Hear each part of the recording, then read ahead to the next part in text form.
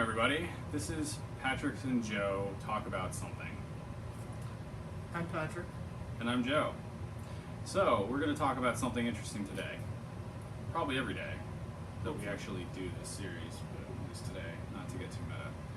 So, the first thing we're going to talk about today is how we are both doing something called Extra Life. What's Extra Life, Patrick? Extra Life is a fundraising charity event where our offices we're going to be going and basically locking ourselves in for 24 hours of gaming marathons and streams and doing it all for the kids. Yep, so Extra Life is something that supports the Children's Miracle Network hospitals. For Patrick and myself, that happens to be the Rainbow Babies and Children's, based in Cleveland. What? So there's obviously a large variety of hospitals across the nation, so if you're planning on participating, which we definitely recommend you do, we also wouldn't mind if you donated to us. Either of us, both of us, all of us. Probably no. But yes, it's something where it's a great cause. It's 24 hours of gaming for charity, which may seem easy, but you have to remember that staying up for 24 hours alone is one thing, but playing some video games, and we'll talk about it later, especially when it's more interactive like VR and AR to that matter, it's something where managing your energy can be quite crucial. So, one of our first topics today, speaking of VR and AR, is Pokemon Go. What's Pokemon Go? Pokemon Go is the latest app from Niantic. Niantic? I think that's how you pronounce it. Sure. Yeah. Niantic Labs. They developed a game back in the day called Ingress that didn't really have... It's got a loyal fan base, I would say. It was never nearly the level of popularity that this is. Oh no, well I mean, Yeah. it's Pokemon. But True, very true. augmented reality game where you walk around and you literally have to go and explore and catch wild Pokemon. And So, I mean, augmented reality might be a little bit of a misnomer in here. There is an AR feature that does allow you to catch a Pokemon in your current environment. I feel like that it's much more of a location-based game to me than an AR-based game, just because, yes, there's an AR element to it, which is, don't get me wrong, very fun. I've turned it off. gotta save your battery life, otherwise you're going to be playing for like half an hour. Well, that, and it allows me to actually catch Pokemon when my phone's flat on the table. Yep, and you're not it wandering turns around off trying to orientation. oh, I found him! So yes, so there is the AR version, and there's the non-AR version, as you've heard. Yeah. We have thoughts about the AR version. It's a good gimmick to get you to have fun and take weird photos. Seen a couple out there of like Pikachu in the gym or like Pinsir in front of a shall we say male sterility clinic. Sure. Yeah. And I mean, it's something where, I agree, it's a great way to show AR for the masses. I don't know if it's necessarily something that I would say is a true AR game. That being said, it is hugely popular. And that's probably because Pokemon's been a national phenomenon for, the last 2 decades? Something like that? They just had like their 20th anniversary. Yeah, so two decades or so. So it's a great way to show how an IP of that old. Which, I mean, in the video game world, I'm going to argue that if you make a half-decent IP, you could probably milk it for decades and decades, as long as you don't screw it up. Halo being a great example.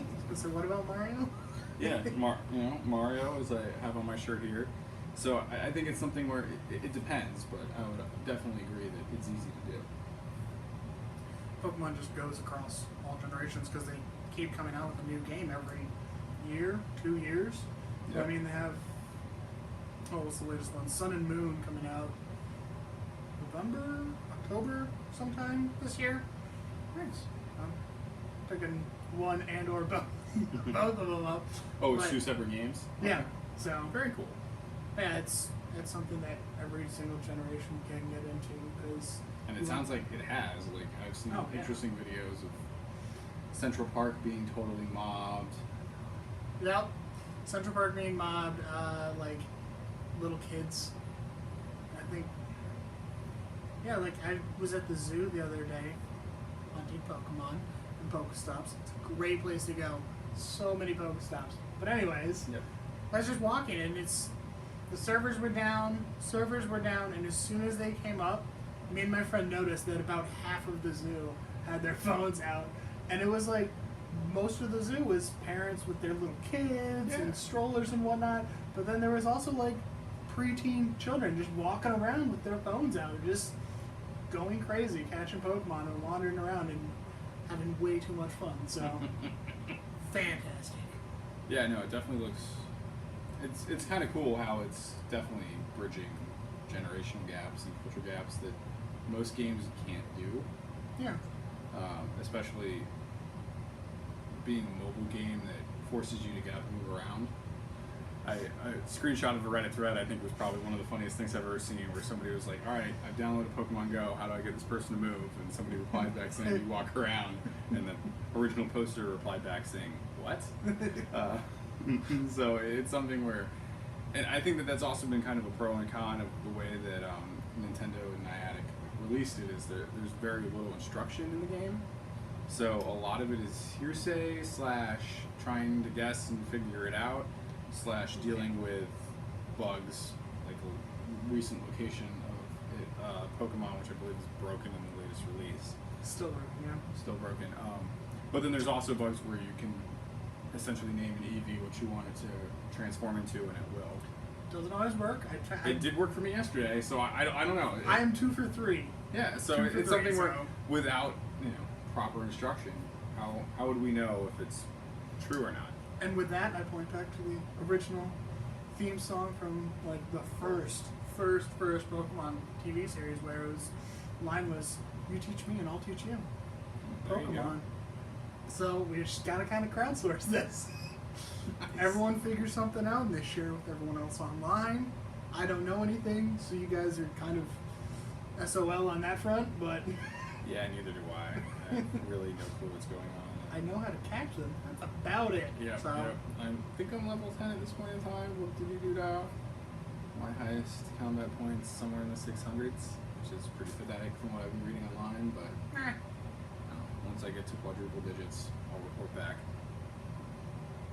But yeah, so one thing we forgot to mention at the beginning of the show was how you could donate to us, which is probably pretty important now that I think about it. Nah, not at all.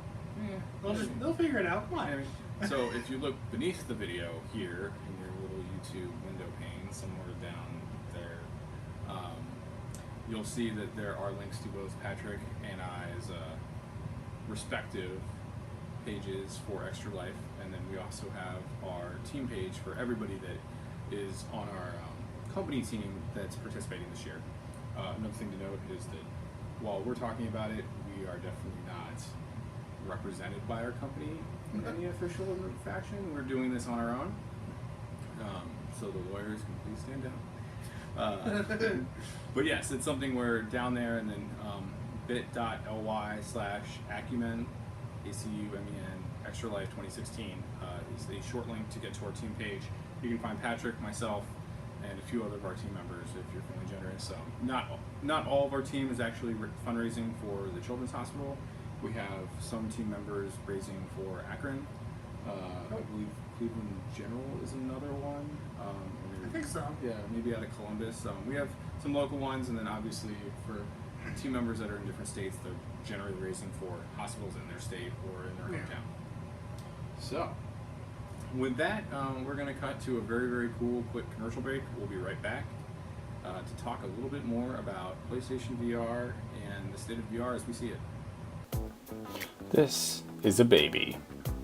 Look how it's laying there. And this is a corgi puppy. Why are we showing you a puppy and a baby? It's because, as our fundraising office, life makes us happy. And life is really the only important thing. This is fundraising. Donate today.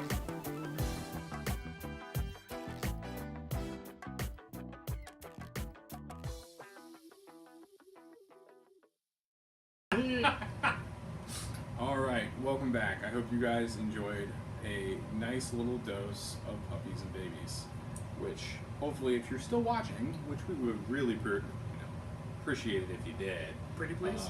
we have some really cool stuff to talk about, but we understand if you just came here for the puppies and babies, commercial break. Winston and Coop are pretty addicting. So. Yeah, I mean, I have to say. I would like to say that they'll appear at the end of the episode, but I don't know. Yeah. Do we want to... Is two sessions too much for these people? I don't want to overwhelm them on the first time. I don't want to overwhelm them. I mean, I know I've spent hours on YouTube looking up puppies and babies. That is true. All right. Probably sounded creepy, but you know, whatever. So, one thing that Patrick and I have had the recent experience of both doing was trying out PlayStation VR, PlayStation Virtual Reality, for those who don't understand what VR stands for, in a Best Buy that was fairly close to us on the west side of Cleveland, about a month ago now, right? Something like that. Oh God, it's been that long. Yeah, a few weeks.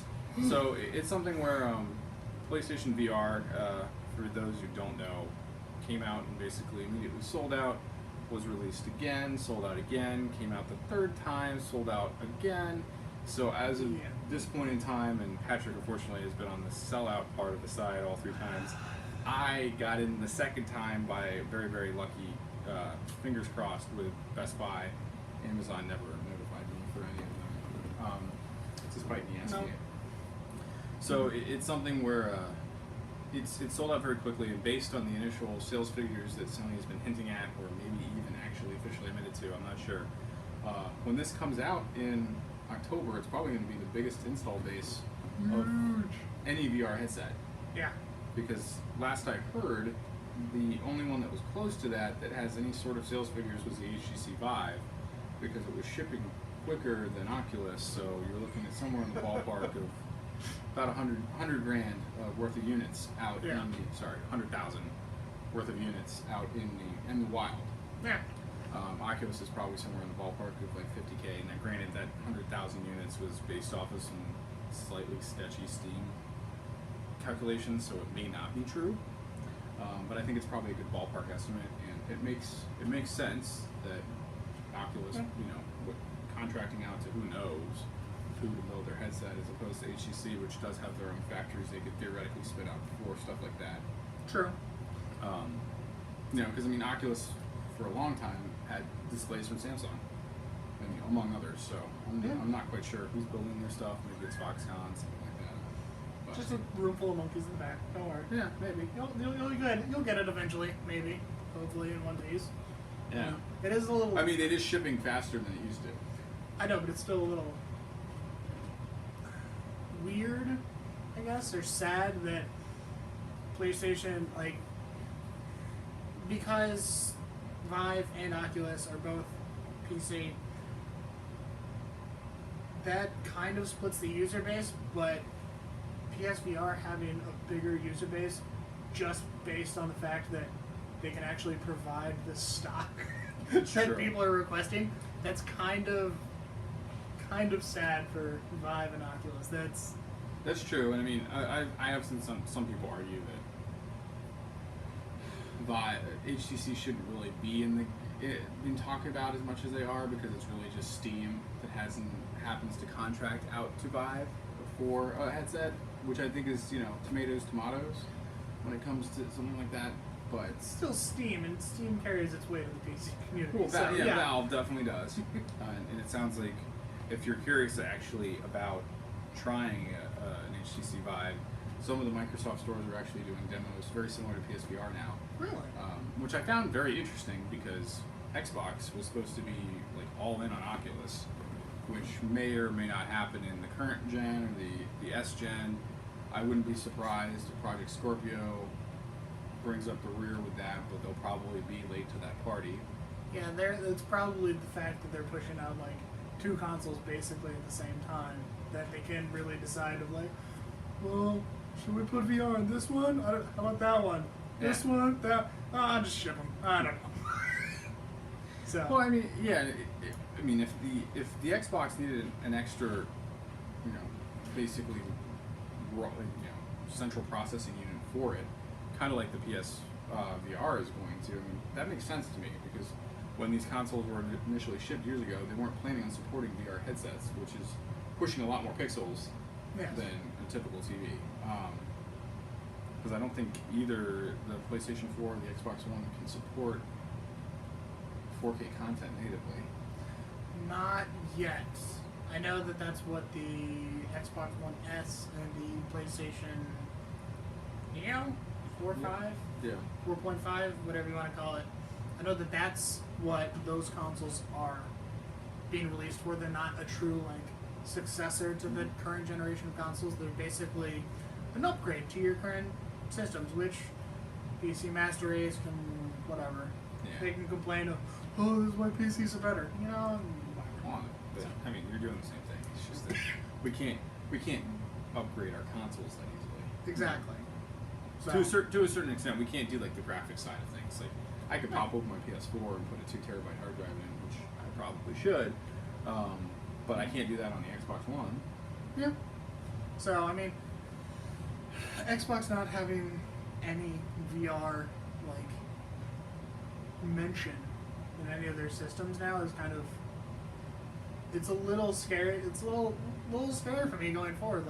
I recently purchased into the Xbox family, basically because Joe was like, hey, here's this pretty good deal. And I'm like, I got money. Sure, let's do this.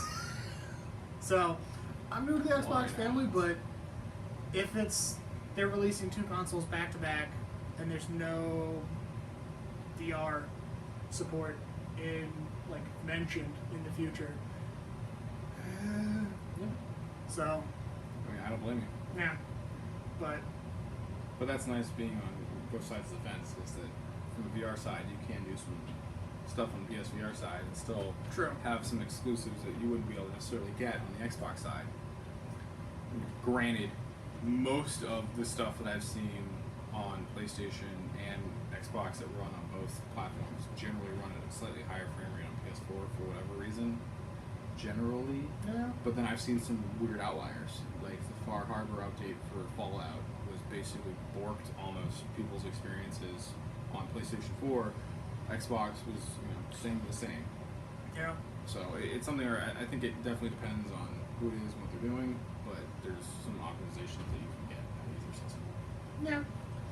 So, and that was one of the interesting things that Patrick and I saw about demoing the PSVR with a couple games that we could demo, which, by the way, we also either have cards, which will probably show up on that side of the screen, or potentially down below of us both trying it out and kind of getting our feedback and talking to the rep there about some interesting stuff. Patrick's video has more views than I do, which kind of makes me feel bad, but whatever. Yeah, it's probably the beard. So it's something where trying those, it was a fairly immersive experience. We were in the middle we were in the middle of a Best Buy, and you put that thing on, it blocks out all the light, and all of a sudden you're a gunner in a spaceship. It was way too much fun. I was just having fun looking at, because the VR helmet picked up the controller, and this weird, I can't remember the name of the game, but it was basically 3D Tetris, just coming at your face. Yeah. So much fun. Yep. This is the simplest game ever, but I was having way too much fun with it, and I could see myself playing that for just hours. But I found it really interesting because you could, with the headset on, you could look down and see the controller and rotate it around and see the wireframe of it and see when you press the buttons and all that. Because you can't actually just look down beneath the headset and do it. You have to look through the headset, quote unquote, to actually see your controller, your hands, or where you are sitting. Yeah.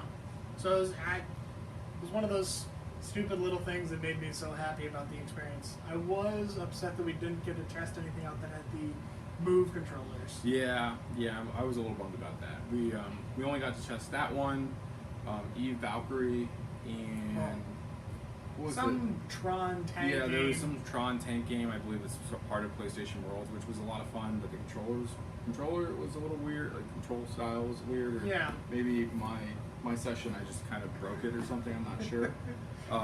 You somehow were aiming up and behind you all the time. Yeah. But I mean, it was definitely fluid, and it was something where even kind of strapping into Eve and just kind of looking around where you're outside the normal screen and kind of seeing the stuff in the spaceship. Like you could look all the way behind you, and it's the back of the cockpit that you're in. I mean, it was a really cool immersive experience, and I have to say that I actually, at one point in time when I was basically barreling down a cruiser corkscrew style trying to shoot at one of these enemies, I actually started getting a little bit of vertigo because I was kind of sitting there leaning down, like I was looking over an edge and going down, and my brain was like, "Are you falling right now?" And I wasn't, obviously, but Your brain's like, do I need to be worried about yeah, this right it was now? something where it's like I started feeling a little bit of nausea there because I was like, "Oh God." But yeah, I mean, it was something where the screen door effect was not nearly pronounced, and this is coming from somebody who's done some Google Cardboard, as Patrick has done as well. So it's something where I can understand that the resolution there is not going to be anywhere sort of truly immersive for a while, but you're going to need a lot more graphical horsepower to do that. Like you're looking at, I mean, 1080p on each eye is years away. maybe. I don't know. I don't remember what that equation is where it's like rate of technology doubles every Moore's so law. yeah, that one. Learned about it in college in like the first semester. I forgot it. It wasn't necessary. Yeah, But it's something where I think it'll definitely rapidly progress. But Oh, yeah. I would definitely say that, and this is going to make people that are doing Oculus and Vive cringe. I would say that PSVR is a watershed moment. Yeah, I mean, because you all of a sudden have a multi-million headset install base. oh yeah. Yeah, and I mean, it's something where I'm hoping that most of the games that come out of that aren't garbage. I'm really not, but Fingers crossed. it's something where I would, especially, and I think the big interesting part is going to be where they try to start doing some more room scale size stuff. Where so for those at home who don't really know what we're talking about, Oculus was coming out with eventually what they call their touch controllers. HTC Vive has their own controllers out already, which they use essentially what they call lighthouses, which shoot out lasers from two opposite corners of whatever room you're in or whatever playing space you're in. And so you can actually do room scale VR. So very, very long cord and controllers, so you can actually kind of basically move around. You're not sitting. Now, from what I see, Oculus for right now, especially because it ships with a Xbox controller, it's generally sitting stuff, and it looks like PSVR is going to be that case as well, at least for the near future. Yeah. So like they will have move controllers back from the PS3 days, right? Oh god, yeah. PS2 maybe? No. Yeah, PS3 days. So they're gonna have those for slightly more room scale experiments. But yeah, I'm curious to see how that actually is implemented, because if you have to kind of walk around and duck and move, I think that they're gonna need a longer cable than the one that's connected. Yeah, I could see them doing just like you standing up and being able to have your full range of motion versus just Right. sitting on the couch and going, okay, I'm good. Yeah. So, Yeah. but no, PSVR I'm definitely excited about just because it already looks so good. I mean, it's a So, solid headset. It's comfortable. Oh, yeah. I mean, the one thing I really liked about it when I tried it on is the fact that it's going to be very easy for people that are wearing glasses, which I do wear occasionally, because it's really trying to put it around the crown of your head, HoloLens style, and then you can basically essentially just adjust the depth of the headset from your face independently, as opposed to Yeah. the HTC Vive and the Oculus, which is literally strapping the headset part onto your face. So that part was nice. I don't think you're going to be necessarily moving your head totally to the side like you would. I mean, in my demo, if you watch the video, you can see me going in the like Tetris coming at your face game. Like there was times where I'm just like, Yep. Yeah, so I don't know. I think it'll be interesting to see how that goes with yeah, the fit, because I mean the nice thing about it was you had that flexibility for glasses. The not so nice part about it was you can't adjust the interpupil distance, which I believe you can do in the CB1. I think you can do it on the Vive. I'm not sure. but I'm pretty sure the PSVR is easiest to like. You could go and it's not specifically set up for one person all the time. That's it is. That's who it is. That's true. Yeah. And then, oh, you want to play? All right, here, let me stop for 10, 15 minutes or so to reset everything. It's simple, like, headband expands and comes out, and then eyepiece comes Basically, in yeah, and you out. put it on your face till it gets comfortable, and there Yeah. you go. So it's amazingly easy for like swapping couch co-op. The only thing I wish they had, air conditioning. Yeah. In and around Which I think is face. a common complaint of most VR headsets that aren't like cardboard these days. True. Just because I mean the Gear VR, you get that sense too. Oh, yeah. Oculus, DK2. It's not an actual complaint. It's just Yeah. one of those personal. Well, no, I mean I think complaints, it's a fair thing to say though. Like I absolutely think it's a fair thing to say because it's definitely those things can get warm. They can definitely get warm. Yep, seen as the Sony rep after every person had their turn in PSVR, like took it back, walked over to the TV and like started pulling out like sanitary wipes and was just Yeah. like, da-da-da. Branded wet wipes. There you go. So Flying through wet wipes, wiping everyone's Yeah. germs off. yeah, I mean I think having some sort of onboard, tiny fan, at least be able to vent out some of that heat would be great. And Yeah. maybe that'll happen. I don't know. It seems like those designs were pretty much final. Oh yeah. So it's something where I'm sure they're hopefully already well deep into production right now. So Yeah. I'm also not. I'm thinking Sony's weren't planning for the PSVR to be something that someone was gonna have strapped onto their face for 24 hours at a go, yeah. or like. Are you gonna try to do the entire PlayStation or the entire Extra Life event in VR? I'll try to do most of it. We'll see. It depends upon what games are out for it then, because I'm really hoping, game that's coming out in a couple weeks that I'm pretty pumped about, No Man's Sky. I'm hoping they're going to do a surprise announcement of, hey, PSVR compatible. At that point, I'll just be like, all right, see you guys in a day or two. I'm going to go lock myself in this conference room. Have fun. I thought we were playing the Battlefront experience together, at least for a little bit. I don't know No. how that's going to work. Like, I mean, I think to me the most interesting part of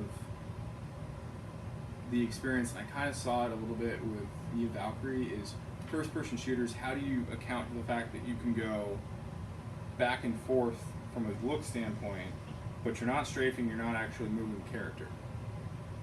Like, it's almost like you're taking away a typical controller interface of, forward, back, strafe, left, right, and then you're looking up, down, left, right.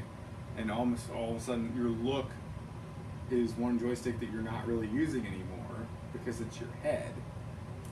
Well, I mean, To a certain extent though, because you don't want to have it where if you're trying to turn around, like you can't turn around. no, I get that. And I mean, you can always do, so I know,